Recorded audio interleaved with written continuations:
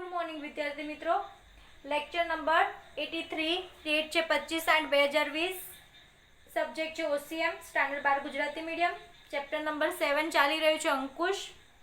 તેની અંદર આપણે આગળના લેક્ચરમાં શું જોઈ ગયા તો કે અંકુશનું મહત્વ જોઈ ગયા અને આજના લેક્ચરમાં આપણે જોઈશું આયોજન અને અંકુશ વચ્ચેનો સંબંધ. આ આપણે જોઈ ગયા છે, છતાં પણ તમને 3 માર્ક્સમાં ક્વેશ્ચન આવી શકે છે. કેટલા માર્ક્સમાં? 3 માર્ક્સમાં.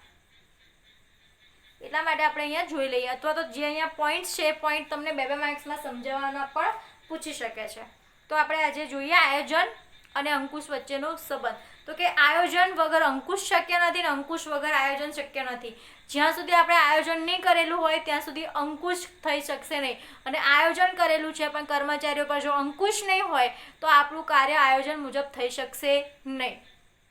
અહીંયા આગળ આપણે જોઈએ આયોજન એટલે ધ્યેય સિદ્ધ કરવા માટે ઘડવામાં આવેલા બુદ્ધિપૂર્વકનો સૂચિત કાર્યક્રમ. આયોજન એટલે ધ્યેય સિદ્ધ કરવા માટે, ધંધા કે એકમે જે ધ્યેય રાખ્યો છે તે સિદ્ધ કરવા માટે બુદ્ધિપૂર્વક કરેલો સૂચિત કાર્યક્રમ. એટલે કે ભવિષ્યમાં સ્ટેપ બાય સ્ટેપ આપણે કયું કાર્ય કરવાનું છે તે આયોજનમાં પહેલેથી નિર્ધારિત કરેલું હોય છે અને તે બુદ્ધિપૂર્વકનો લીધેલો નિર્ણય હોય છે. જ્યારે અંકુશે ધંધા કે એકમના આયોજન મુજબ આપેલા સૂચનો મુજબ અને સ્થાપિત ધોરણો મુજબ કામ થાય છે કે નહીં તેની ચકાસણી કરી જો ખામી માલુમ પડે તો સુધારાલક્ષી પગલાં લેવાની પ્રક્રિયા છે. આયોજન ખાલી શું છે? ધ્યેય સિદ્ધિ કરવા માટે એક સૂચિત કાર્યક્રમ તૈયાર કરી દેવામાં આવે છે. જ્યારે આ અંકુશ શું છે તો કે ધંધા કે એકમમાં જે આયોજન કરવામાં આવેલું છે, આયોજનમાં જે સૂચનાઓ આપેલી છે, જે સ્થાપિત ધોરણો મુજબ કામ કરવાનું છે, બરાબર, એ ધોરણ મુજબ કામ થાય છે કે નહીં થતું એની ચકાસણી કરવાનું કાર્ય અંકુશનું હોય છે. અને જો એ ચકાસણી કરતા દરમિયાન એને ખબર પડે કે કાંઈક વિચલનો છે અથવા તો ખામીઓ છે તો એ ખામીઓ શોધી અને તેના બાદ તેના ઉપર સુધારાલક્ષી પગલાં લેવાનું કાર્ય કોનું છે? અંકુશનું છે. આયોજન હોય ત્યાં અંકુશ જરૂરી બને છે.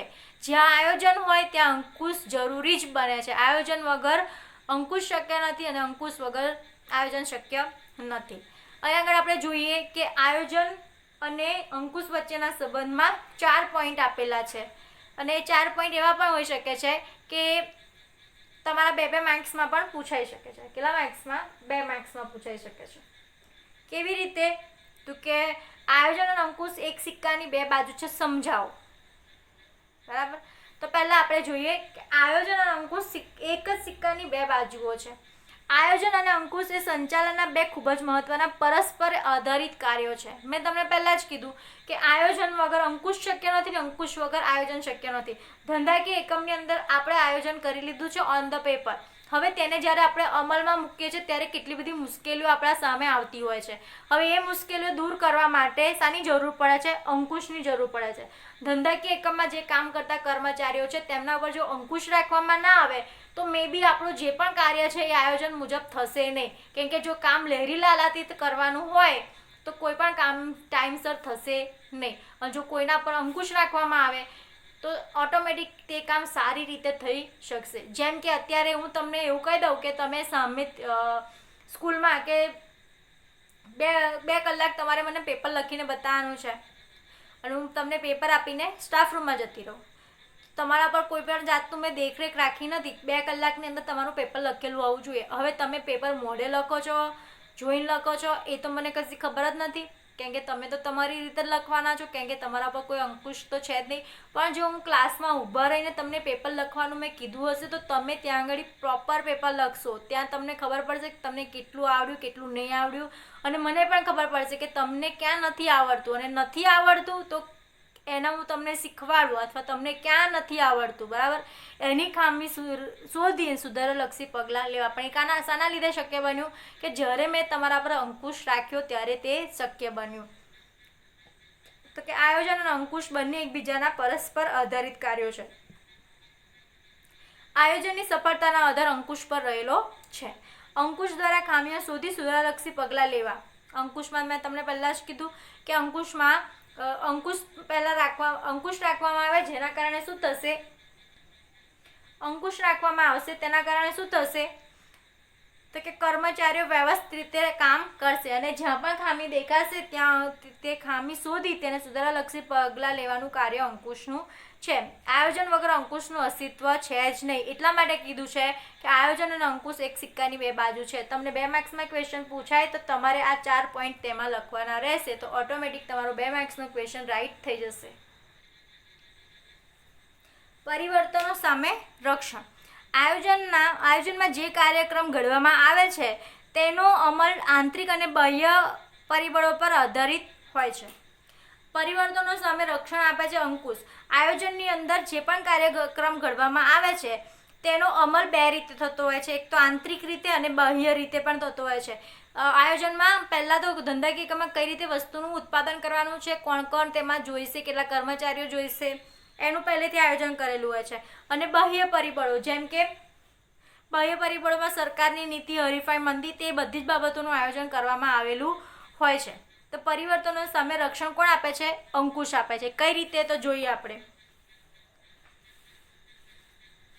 આંતરિક પરિબળોને નિયંત્રણમાં લઈ શકાય છે, જ્યારે બાહ્ય પરિબળો જેવા કે સરકાર, નીતિ, હરીફાઈ, મંદી, તેજી, કાચા માલની અછત, લોકોની અભિરુચિ, ફેશન પરિવર્તન વગેરે પર અંકુશ જરૂરી બને છે. બાહ્ય પરિબળોને સમજી લે તે અનુસાર સુધારાલક્ષી પગલાં લઈ આયોજન અનુસાર કાર્ય થાય તો તે જોવાનું કાર્ય અંકુશનું છે. હવે આંતરિક પરિબળો પર તો આપણે અંકુશ દ્વારા ધ્યાન રાખી શકીએ છીએ, પણ જે બાહ્ય પરિબળો છે, સરકારની નીતિ બદલાતી રહે છે, બજારમાં જે હરીફાઈનું વાતાવરણ છે, મંદી, તેજી, કાચા માલની અછત હોય, લોકોની ફેશન બદલાય, લોકોની અભિરુચિ બદલાય, એવા પરિવર્તનમાં આવે ત્યારે અંકુશ જરૂરી બને છે.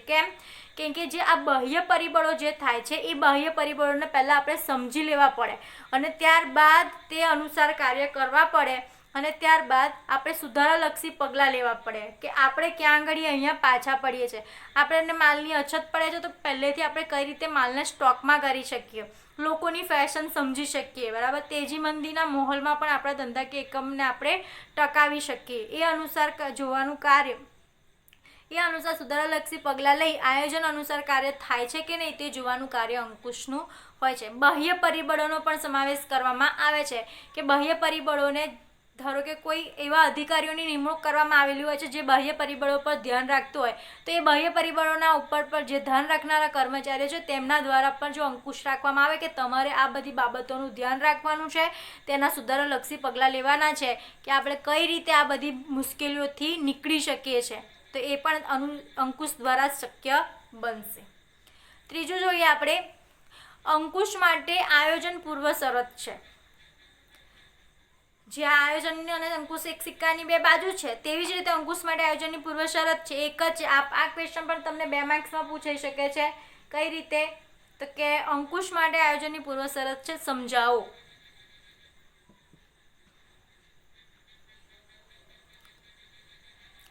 આયોજન યોજના ઘડવાનું કાર્ય કરે છે, બરાબર. આયોજન મુજબ કાર્યો કે પ્રવૃત્તિ થાય છે કે નહીં તે જોવાનું કાર્ય અંકુશનું હોય છે. આયોજન ખાલી યોજના ઘડવાનું કાર્ય કરે છે, જ્યારે આયોજન તે મુજબ કાર્ય થાય છે. આયોજન મુજબ કાર્ય થાય છે કે નથી થતું તે જોવાનું કાર્ય કોનું છે? અંકુશનું છે. અંકુશ કાર્યમાં આયોજન ધોરણો સાથે કામગીરીના ધોરણો સાથે કામગીરીના પરિણામોને સરખાવવામાં આવે છે. આયોજનના ધોરણો સાથે કામગીરીના ધોરણો સરખાવવામાં આવે છે. શું કરવામાં આવે છે? તે કે જે આયોજનમાં નક્કી કરેલા ધોરણો હોય છે તે જે રેગ્યુલર કામગીરી થાય છે તેમાં સરખા થાય છે કે નહીં થતા, બરાબર. એ પરિણામોને સરખાવવાનું કામ કોનું છે? અંકુશનું છે. અને જો એ મુજબ કાર્ય થતા હોય તો આયોજન બરાબર છે, અંકુશ બરાબર છે. અને જો એ મુજબ કાર્ય ના થતું હોય તો ફરીથી એ લોકો પાસે એ કામ કરાવવું પડે. એટલે એ માટે કીધું છે કે અંકુશ માટે આયોજન એ પૂર્વ શરત છે. હવે જોઈએ ચોથું, આયોજન એ અંકુશનો જન્મદાતા છે. સ્વાભાવિક જ વસ્તુ છે. આપણે એ વસ્તુ તો તમે જોઈ જ ગયા છે કે આયોજન, પહેલાં તો આપણે આયોજન કરવું જરૂરી છે. આયોજન થઈ ગયા પછી બધી બાબતો થાય છે. જેમ કે આયોજનના બાદ જ તમારી શું કરવામાં આવશે? વ્યવસ્થા તંત્રની રચના કરવામાં આવશે. પછી શું કરવામાં આવશે? કર્મચારીની વ્યવસ્થા કરવામાં આવશે. પછી કર્મચારીઓને દોરવણી આપવામાં આવશે. હવે આખી પ્રોસેસ થઈ ગયા બાદ કોનો જન્મ થાય છે? અંકુશનો જન્મ થાય છે.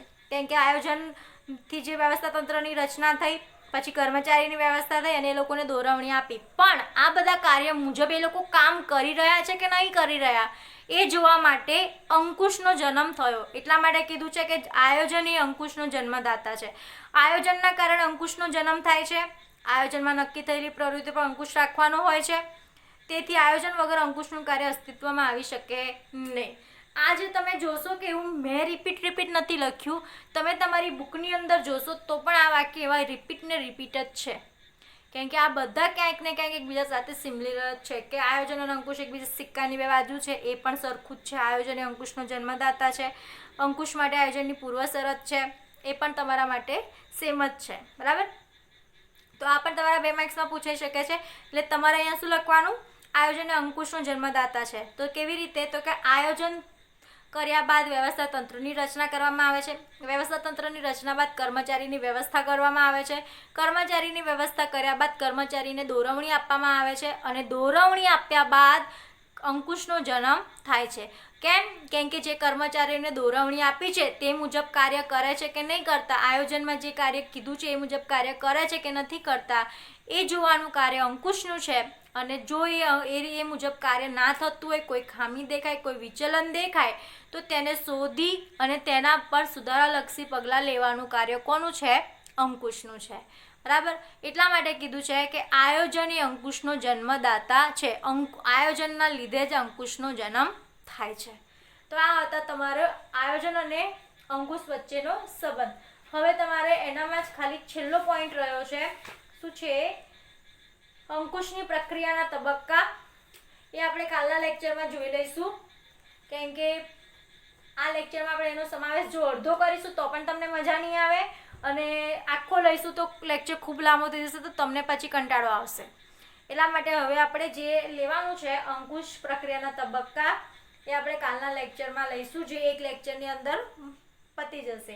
એટલે અહીંયા આગળ તમારું ચેપ્ટર ફિનિશ થઈ જશે. અંકુશ ચેપ્ટર બધા ચેપ્ટર કરતાં તમારું નાનું છે અને એની સાથે સાથે અહીંયા આગળ તમારા સંચાલનના કાર્યો પણ પૂરા થશે. તમે અત્યાર સુધી શું જોતા હતા? તો કે જેવી રીતે સંચાલનના પહેલું કાર્ય જોયું, પછી શું જોયું? એનું સંચાલનના સિદ્ધાંતો જોયા, પછી વ્યવસ્થા આયોજન જોયું. સંચાલનના કાર્ય પહેલું કયું છે? આયોજન. પછી વ્યવસ્થા તંત્ર જોયું, પછી શું જોયું? કર્મચારી વ્યવસ્થા જોઈ, પછી દોરવણી જોઈ, અને આ છેલ્લું કાર્ય હતું અંકુશ, એ જોઈ લીધું. આ પતશે એટલે તમારું નવું આખું ચાલુ થશે કે ધંધાકીય એકમમાં નાણાકીય સંચાલન કઈ રીતે કરવામાં આવે છે. એ બધી બાબતો ધ્યાનમાં લેવામાં આવશે.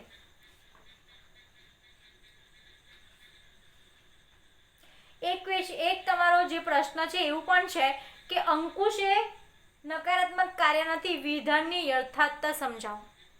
અંકુશ એ નેગેટિવ કાર્ય નથી. અંકુશ કે કોઈને નીચું દેખાવા માટે કે કોઈ કાર્ય ખોટું કરી રહ્યું છે એના ઉપર ધક ધમાવા, એની સ્વતંત્રતા છીનવા માટે કરવામાં નથી આવતું. અંકુશ ફક્ત એટલા માટે કરવામાં આવે છે કે આયોજન મુજબ કાર્ય થાય છે કે નહીં થતા, અને આયોજન મુજબ કાર્ય ના થતા હોય તો એ કાર્યોને સુધારવા અને ત્યારબાદ સુધારીને તે કાર્ય ફરી કરાવવા માટે અંકુશ કરવામાં આવે છે. અથવા તો જે ભવિષ્યમાં જે ભૂલો થઈ છે એ ભૂલો રિપીટ ના થાય, એ ભૂલો ફરી પુનરાવર્તન ના થાય એટલા માટે પણ શું કરવામાં આવે છે? આયોજન કરવામાં અંકુશ રાખવામાં આવે છે. એટલે કે અંકુશ એ નકારાત્મક બાબત નથી, એ સારી બાબત છે. એને નકારાત્મક રીતે લેવો જોઈએ નહીં. નકારાત્મક કાર્ય ક્યારે કહેવાશે? જ્યારે કોઈ પણ આપણે વગર કામનું કોઈના ઉપર દોષ જમાઈએ, કોઈને વગર કામના ટોર્ચર કરીએ તો એનો નકારાત્મક થયો.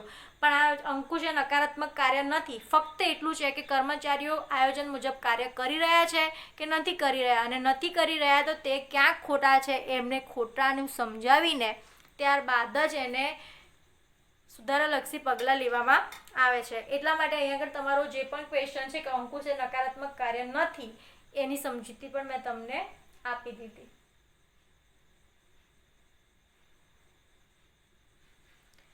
હવે આપણે આગળના લેક્ચરમાં અંકુશ પ્રક્રિયાના તબક્કા જોઈશું.